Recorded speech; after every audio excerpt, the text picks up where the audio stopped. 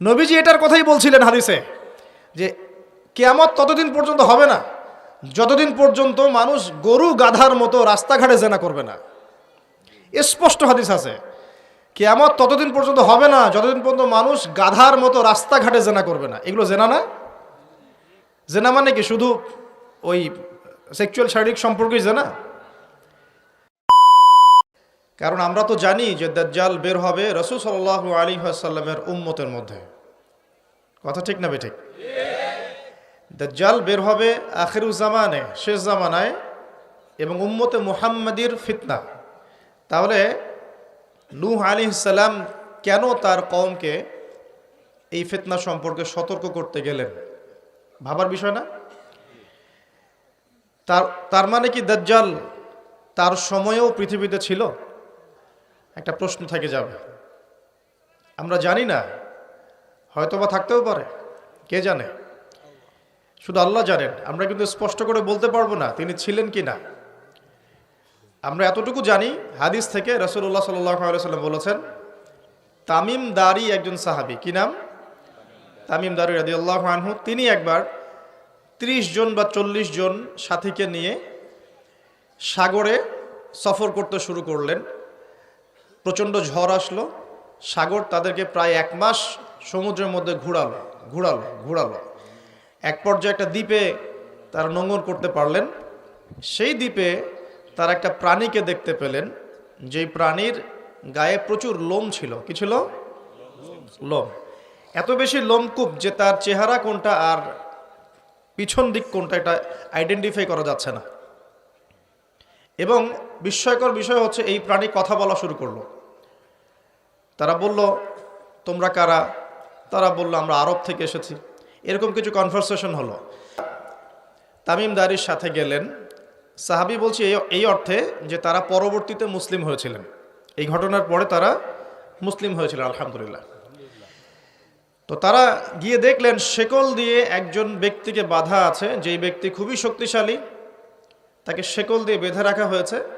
এবং সেই ব্যক্তি তাদেরকে জিজ্ঞাসা করছিল, তোমরা কোত্থেকে এসেছো? তামিম দারি রাদিয়াল্লাহু আনহু তিনি বলছেন, আমরা মক্কা থেকে এসেছি, মদিনা মক্কা থেকে এসেছি। কি উদ্দেশ্যে? এই উদ্দেশ্যে, তোমাদের সেখানে একজন ব্যক্তি আছে মুহাম্মদ, তার কি খবর? তামিম দারি রাদিয়াল্লাহু আনহু বলছেন, তার খবর হচ্ছে বালতির মতো। কিসের মতো? বালতির মতো। কখনো তিনি বিজয় লাভ করছেন, কখনো আবার মুশরিকরা বিজয় লাভ করছে। মানে বদরের যুদ্ধে তিনি জয়লাভ করেছেন, উহুদের যুদ্ধে আবার মুশরিকরা মুসলিমদেরকে বিপর্যয়ের সম্মুখীন করেছে। জিজ্ঞাসা করলেন, তাবারিয়া হ্রদ চেনো? তিনি বলছেন, হ্যাঁ চিনি। তাবারিয়া হ্রদে কি পানি আছে? তামিম দারি রাদিয়াল্লাহু আনহু বলছেন, হ্যাঁ পানি আছে। এই ব্যক্তি তখন বলছে, অতি শীঘ্রই সেখানে কোনো পানি থাকবে না। আবার প্রশ্ন করছেন, বাইসানের খেজুর গাছের নাম শুনেছ? তামিম দারি বলছেন, শুনেছে। সেখানে কি খেজুর আছে?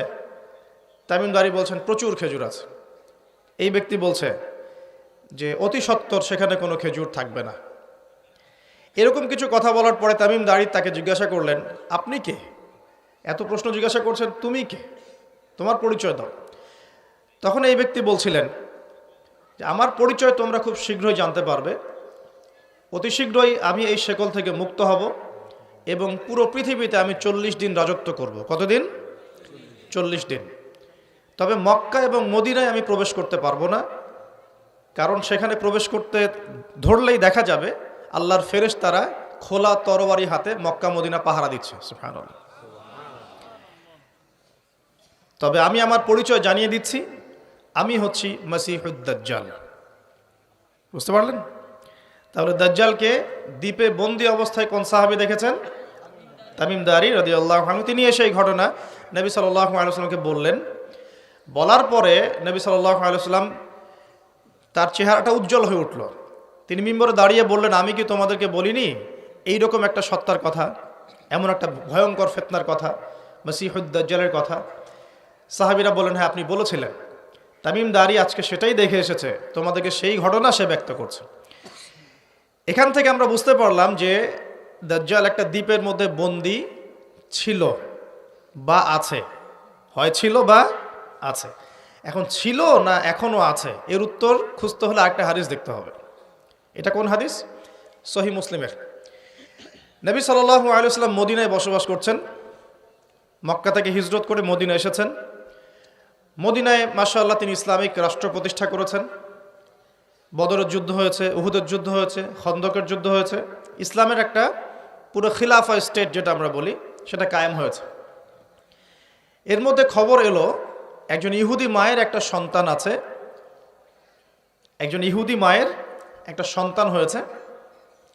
এই সন্তানটার সাথে দাজ্জালের যে আলামত এগুলো মিলে যাচ্ছে, ঠিক আছে? এই সন্তানের নাম হচ্ছে ইবনে সাইয়্যেদ। কি নাম? ইবনে সাইয়্যেদ। তো নবী সাল্লাল্লাহু আলাইহি সাল্লাম ওমর রাদিয়াল্লাহু আনহু এবং অন্যান্য সাহাবীদের কিনে ইনভেস্টিগেট করতে গেলেন। ইনভেস্টিগেট করতে গিয়ে তাকে ডাকলেন, ইবনে সাইয়্যেদকে ডেকে বললেন, তার চুলগুলো কোঁকড়ানো ছিল ঠিক দাজ্জালের চুলের মতোই।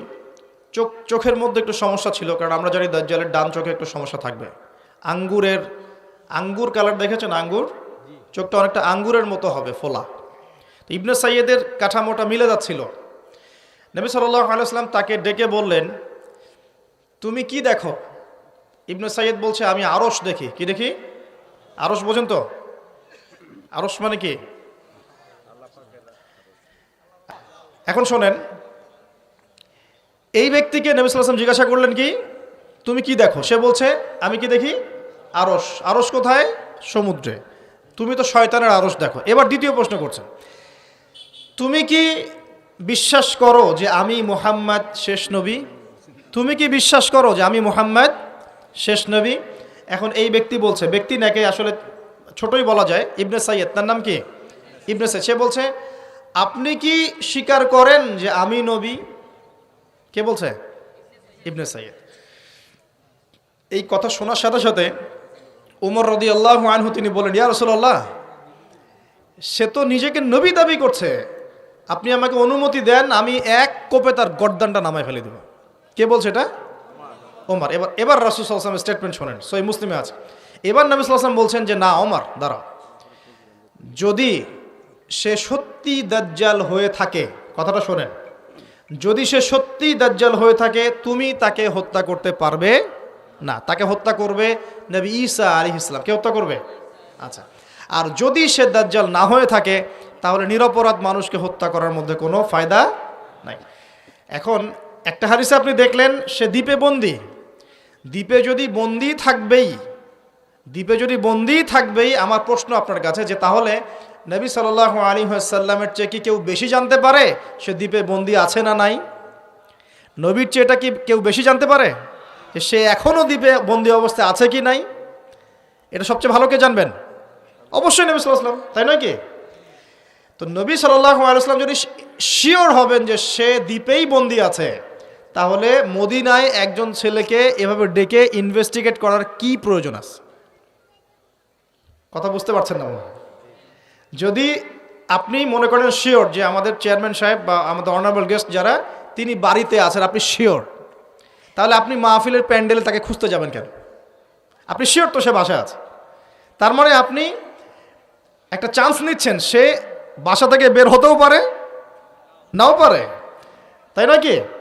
তার মানে আমরা একটা চান্স পাচ্ছি এখানে, দাজ্জাল নবী সাল্লাল্লাহু আলাইহি ওয়াসাল্লামের যুগেও রিলিজ হতেও পারে, নাও পারে। এখন আমি সামনের দিকে আসছি, দেখুন তিনটা জায়গার কথা পাওয়া যায় হাদিসে। কটা জায়গা? তিনটা আমি পেয়েছি, এর চেয়েও বেশি যদি আরও কেউ গবেষণা করেন তাহলে পেতে পারেন, আমার জ্ঞানী সব কিছু নয়। আমি তিনটা জায়গার কথা পেয়েছি, নবী সাল্লাল্লাহু আলাইহি ওয়াসাল্লাম বলেছেন এই তিনটা জায়গা থেকে দাজ্জাল বের হবে, ঠিক আছে? একটা হচ্ছে খোরাসান। কি নাম? খোরাসান। খোরাসান মূলত ওই যে খাইবার পাখতুন থেকে শুরু করে আফগানিস্তান, ইরান, এই পুরো কন্টিনেন্টটাকেই আসলে খোরাসান বলা হয়। 2 নম্বর হচ্ছে ইস্পাহান। কি নাম? এই জায়গাটা কোথায়? এটা ইরানের মধ্যে। কোথায়? ইরানের মধ্যে। এবং হাদিসে এসেছে এই ইস্পাহানের প্রায় 70,000 ইহুদি। কত হাজার? 70,000 কি? হিন্দু ভাইয়ের কথা বলা হয়েছে? খ্রিস্টান ভাই? বুদ্ধিস্ট? কোন শব্দ বলা হয়েছে? ইহুদি। আচ্ছা, মনে রাখেন, শব্দটা মনে রাখেন। 70,000 ইহুদি মসিহুদ দাজ্জালের সাথে যোগ দিবে। তার দলে কি করবে? যোগ দিবে। আরও একটা শ্রেণী তার সাথে যোগ দিবে, সেটা হচ্ছে এক শ্রেণীর মহিলা। এক শ্রেণী কি? মহিলা। এই মহিলাগুলাকে বাড়ির পিতা বা স্বামী বা ভাই বাসায় বেঁধে রাখতেও পারবে না, বাঁধন ছিন্ন করে বেরিয়ে চলে যাবে। তো বাঁধন ছিন্ন করে বেরিয়ে যাওয়ার একটা দর্শন চালু হয়েছে না সমাজে? কথা কি বোঝেন কিছু? ফ্যামিনিস্ট রেভলিউশন বলে। কি বলে? Feminist revolution. মেয়েদেরকে আপনি আর ঘরে রাখতে পারছেন না এখন। কোন জায়গায় চলে গেছে আমি মানে বলতে লজ্জা পাচ্ছি, কিন্তু আপনাদেরকে বলি, কারণ আপনারা এই শহরেরই বাসিন্দা এবং এই শহরের ভবিষ্যৎ আপনার হাতে। এই ঢাকা সিটির ভবিষ্যৎ আপনাদের হাতে না? আচ্ছা, গতকালে নিজের চোখে দেখা কথা বলছি, গতকাল নিজের চোখে আমি দেখেছি যা, এক চোখের এক পলকে যা দেখেছি, এক পলকে, এই যে এবার তাকালাম এতটুকু। আমরা আসছিলাম ওই যে পূর্বাচল দিয়ে মাহফিলে যাব, আমরা চাঁদপুর যাব, ওদিক দিয়ে বের হয়ে। তো গাড়িতে বসে আমরা সাধারণত কী করি? বই পড়ি বা ফোনে কথা বলি বা পরিবারের খোঁজখবর নেই। গাড়িতে বই পড়তে পড়তে চোখ লেগে যায় না অনেক সময়? তো চোখটাকে রেস্ট দেওয়ার জন্য জাস্ট একবার গ্লাসটা খুলে বাইরে তাকিয়েছি। পাশ দিয়ে একটা গাড়ি চলে গেল, একটা উবার টাইপের একটা গাড়ি চলে গেল, ড্রাইভার গাড়ি চালাচ্ছে। পিছনের সিটে, আপনার শহরের অবস্থা বলছি, পিছনের সিটে আমি দেখলাম যে একটা ছেলে এভাবে বসে আছে, আমি যেভাবে বসে আছি, আর একটা মেয়ে তার উপরে উঠে বসে আছে ওপেন রাস্তার মধ্যে। এটা আপনাদের শহর। আমি যে বলি যে কিয়ামতের যত সায়েন্সগুলো আছে, নিদর্শনগুলো, সেগুলো মোটামুটি প্রকাশ পেয়ে গেছে এই সব শহরগুলোতে, আপনারা তো বিশ্বাস করতে চান না। নবীজি এটার কথাই বলছিলেন হাদিসে, যে কিয়ামত ততদিন পর্যন্ত হবে না যতদিন পর্যন্ত মানুষ গরু গাধার মতো রাস্তাঘাটে জেনা করবে না। স্পষ্ট হাদিস আছে, কিয়ামত ততদিন পর্যন্ত হবে না যতদিন পর্যন্ত মানুষ গাধার মতো রাস্তাঘাটে জেনা করবে না। এগুলো জেনা না? জেনা মানে কি শুধু ওই সেক্সুয়াল শারীরিক সম্পর্কই জেনা?